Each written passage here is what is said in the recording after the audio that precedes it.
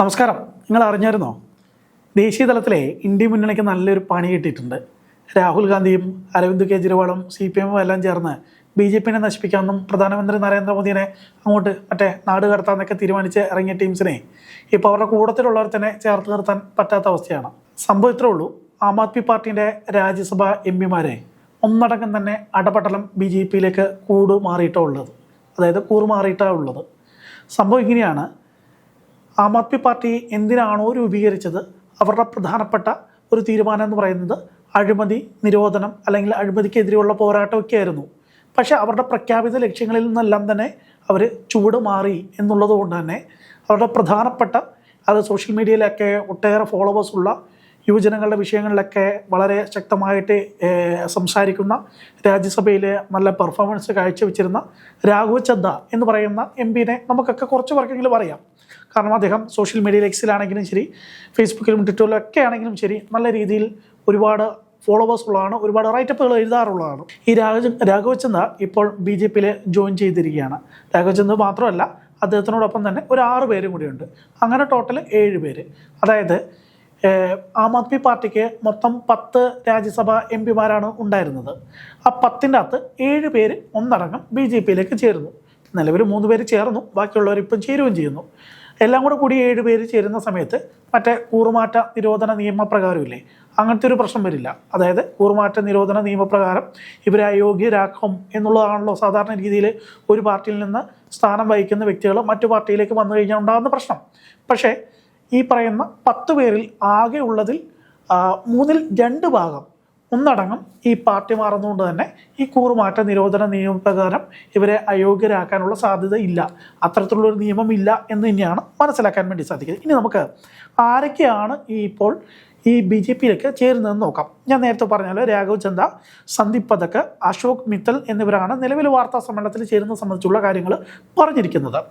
ഹർഭജൻ സിംഗും സ്വാതി മാലിവാളും രാജേന്ദ്ര ഗുപ്തയും വിക്രം സാഹിനി എന്നിവരും ഉടൻ തന്നെ ഇപ്പം BJP-യിലേക്ക് അംഗത്വം എടുക്കുന്നു തന്നെയാണ് പുറത്തു വരുന്ന വിവരം. അതായത് ഇവരെല്ലാം തന്നെ പറയുന്ന ഒരു പ്രധാനപ്പെട്ട കാര്യം ഇതാണ്: ഞാൻ ശരിയായ വക്താവായിരുന്നു, പക്ഷെ തെറ്റായ പാർട്ടിയിലായിരുന്നു ഉണ്ടായിരുന്നത് എന്നാണ് രാഘവ് ചദ്ദ പ്രധാനമായിട്ടും പറഞ്ഞിരിക്കുന്നത്.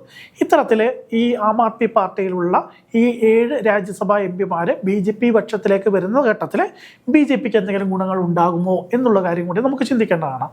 നമുക്ക് സ്വാഭാവികമായിട്ടും അറിയുന്നത് പോലെ ഈ 7 MP-മാർ കൂടി BJP പക്ഷത്തേക്ക് വരുന്നതോടുകൂടി ഇന്ത്യ സഖ്യത്തിന്, അതായത് ഇന്ത്യ സഖ്യത്തിന് രാഹുൽ ഗാന്ധിയും സോണിയാഗാന്ധിയും ഒപ്പം തന്നെ നമ്മുടെ യെച്ചൂരിയും ഇവരെല്ലാം നേതൃത്വം നൽകുന്ന ഇന്ത്യ സഖ്യത്തിന് വലിയ തിരിച്ചടിയാണ് ഉണ്ടാകുന്നത്. അവർക്ക് ദേശീയ തലത്തിൽ അവർ കൂടുതൽ അവരുടെ അംഗബലം കൂട്ടാനുള്ള ശ്രമം നടത്തിക്കൊണ്ടിരിക്കുന്നു, പ്രതിപക്ഷം വലിയ ശക്തിയായിക്കൊണ്ടിരിക്കുന്നു എന്നുള്ള വലിയ ചർച്ചകൾ നടക്കുന്നതിനിടയ്ക്ക് ഇത്തരത്തിൽ സ്വന്തം കൂടെ നിൽക്കുന്ന ആൾക്കാരെല്ലാം കൊഴിഞ്ഞു പോകുന്നത് വലിയ പണി കിട്ടും. മാത്രമല്ല, ഡൽഹിയിലും പഞ്ചാബും ഒക്കെ വലിയ രാഷ്ട്രീയ സ്വാധീനമുള്ളതാണ്. നേരത്തെ ഡൽഹി ഭരിച്ചുകൊണ്ടിരുന്നതാണ് ആം ആദ്മി പാർട്ടി, നിലവിൽ പഞ്ചാബ് ഭരിക്കുന്നതുമാണ്. അപ്പം അവർക്ക് അവിടെ വലിയ തരത്തിലുള്ള ഒരു പിന്നോട്ടടി ഉണ്ടാകാനുള്ള സാധ്യതയുണ്ട് എന്നുള്ളതാണ്.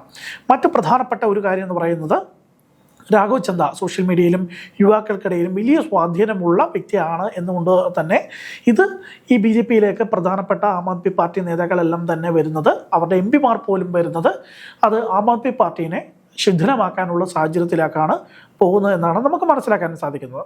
ഇനി നമുക്ക് ഇതുകൊണ്ടുണ്ടാകുന്ന BJP-ക്ക് ഉണ്ടാകുന്ന മറ്റ് രാജ്യസഭയിലെ നേട്ടങ്ങൾ എന്തൊക്കെയാണെന്ന് നോക്കാം. നിലവിൽ BJP-ക്ക് ഈ തൊട്ടടുത്ത് ഉണ്ടായിരുന്ന രാജ്യസഭയിലുള്ള ഇലക്ഷൻ ഉൾപ്പെടെയുള്ള കാര്യങ്ങൾ കഴിഞ്ഞതിന് ശേഷം 106 MP-മാരാണ് രാജ്യസഭയിലുള്ളത്. അപ്പോൾ ഈ പറയുന്ന ഈ ആം ആദ്മി പാർട്ടിയുടെ 7 പേരും കൂടെ വരുന്നതോട് കൂടിയിട്ട് BJP-ക്ക് 113 MP-മാർ എന്ന നിലയിലേക്ക് BJP-ൻ്റെ അംഗബലം വലിയ രീതിയിൽ വർദ്ധിപ്പിക്കുകയാണ് ചെയ്യുന്നത്. അതായത് 139 MP-മാരാണ് ഇപ്പോൾ നിലവിൽ NDA-ക്ക് മൊത്തമായിട്ടും രാജ്യസഭയിലുള്ളത്. ആ 139 എന്നുള്ളത് 146 എന്ന നിലയിലേക്ക് വർദ്ധിക്കും. അതായത് 245 രാജ്യസഭയിലെ ആകെ അംഗബലം എന്നുള്ളത് നമുക്കറിയുന്നതാണ്. അതിൻ്റെ അകത്ത് 123 എന്ന് പറയുന്നതാണ് കേവല ഭൂരിപക്ഷം അല്ലെങ്കിൽ കേവല സീറ്റുകൾ നേടാൻ വേണ്ടിയിട്ടുള്ള ഒരു സംഖ്യ എന്ന് പറയുന്നത്. അപ്പോൾ ഈ 146 എന്ന നിലയിലേക്ക് ഇന്ത്യയുടെ ടോട്ടൽ ബലം കൂടുന്ന സമയത്ത് നേരത്തെ നമുക്കറിയാവുന്ന പോലെ YSR കോൺഗ്രസിൻ്റെയും അല്ലെങ്കിൽ BJD-ൻ്റെ ഒക്കെ പുറത്തുനിന്നുള്ള ഒരു പിന്തുണയോടുകൂടിയായിരുന്നു രാജ്യസഭയിലൊക്കെ പല ബില്ലുകളും നരേന്ദ്രമോദി സർക്കാർ പാസ്സാക്കിയിരുന്നത്. ആ ബില്ലുകൾ പാസ്സാക്കുന്ന സമയത്ത് അന്ന് ഒട്ടേറെ ബുദ്ധിമുട്ടിയ കാര്യമൊക്കെ നമുക്കറിയാം. ഇപ്പോൾ നിലവിൽ ഈ പറയുന്ന ആം ആദ്മി പാർട്ടിയുടെ രാജ്യസഭാ എം പിമാർ വന്നില്ലെങ്കിൽ കൂടിയും BJPക്ക് കേവല ഭൂരിപക്ഷത്തിൽ കൂടുതലായിട്ട്, അതായത് 139 സീറ്റ് നിലവിൽ തന്നെ ഉണ്ട്. അപ്പോൾ ആ 139 കൂടെ 7 കൂടെ ചേരുമ്പോൾ 146 എന്ന നിലയിലേക്ക് BJPയുടെ രാജ്യസഭയിലെ അംഗബലം വർദ്ധിക്കുകയാണ്. നമുക്കൊരു കാര്യം പ്രത്യേകം അറിയുന്നതാണ്, രാജ്യസഭയിലെ ചില കാര്യങ്ങളൊക്കെ പാസ്സാക്കണമെങ്കിൽ 2/3 ഭൂരിപക്ഷം വേണം. അങ്ങനെ പോവുകയാണെങ്കിൽ 166 167 കണ്ടാണ് ഈ 2/3 ഭൂരിപക്ഷം എന്ന നിലയിലേക്ക് വരുന്നത്. അപ്പോൾ അങ്ങനെ വരുന്ന ഘട്ടത്തിൽ അത് BJPക്ക് വലിയ ഗുണമാവും. BJPക്ക് മാത്രമല്ല, ഈ BJP റോയിൽ ഇരിക്കുന്ന ആളുകൾ, BJP ഗ്രൂപ്പിൽ ഇരിക്കുന്ന ആളുകൾക്കെല്ലാം തന്നെ അത് രാജ്യസഭയ്ക്കുള്ളിൽ വലിയൊരു അപ്രമാദിത്വം തന്നെ ഉണ്ടാക്കാൻ പറ്റുന്ന നിലയിലേക്ക് കാര്യങ്ങൾ പോകും. അതായത് പ്രതിപക്ഷം കൂടുതൽ അവിടെ ഇടിഞ്ഞ് അവിടെ ഡാമേജ്ഡായി അവിടെ ഇല്ലാതാകുന്ന തരത്തിലേക്ക് കാര്യങ്ങൾ പോവുകയാണ് എന്ന് തന്നെയാണ് മനസ്സിലാക്കാൻ വേണ്ടി സാധിക്കുന്നത്. അപ്പോൾ ഈ തരത്തിൽ ആം ആദ്മി പാർട്ടിയുടെ രാജ്യസഭാ അംഗങ്ങൾ കൂടി BJPയിലേക്ക് വരുന്നതോടുകൂടി BJPയുടെ അംഗബലം കൂടുന്നതിനൊപ്പം തന്നെ ശക്തിയും വലിയ തരത്തിൽ വർദ്ധിക്കുകയാണ്. മാത്രമല്ല യുവാക്കൾക്കിടയിൽ വലിയ സ്വാധീനവും BJPക്ക് വർദ്ധിക്കുകയാണ് എന്ന് വേണം നമുക്ക് പറയാൻ വേണ്ടിയിട്ട്. അപ്പോൾ ഒരു പ്രധാനപ്പെട്ട ഒരു ചോദ്യമുണ്ട്.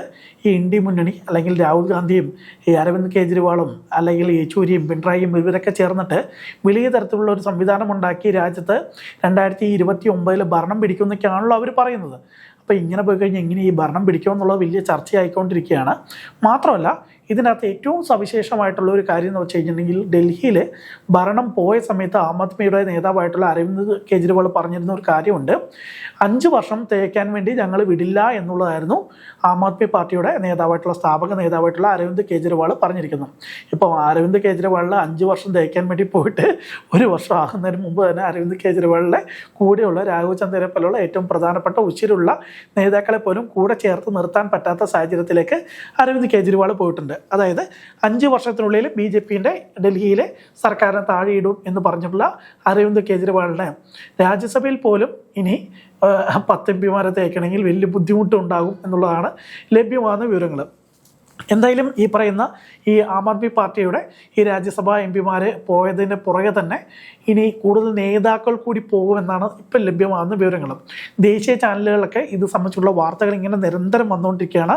ദേശീയ ചാനലുകളിലൊക്കെ ഇത് തന്നെയാണ് പ്രധാനപ്പെട്ട ചർച്ചയാകുന്നതും. ദേശീയ ചാനലുകളിലെ ചർച്ചയിൻ്റെ അകത്ത് BJPയുടെ സ്പോക്സ് പേഴ്സൺ ഉൾപ്പെടെയുള്ള ആളുകൾ പറയുന്നത് ഇതൊരു തുടക്കം മാത്രമാണ്. ആം ആദ്മി പാർട്ടിയുടെ പ്രധാനപ്പെട്ട നേതാക്കളെല്ലാം തന്നെ BJPയിലേക്ക് വരാൻ പോവുകയാണ് എന്നാണ് പറയുന്നത്.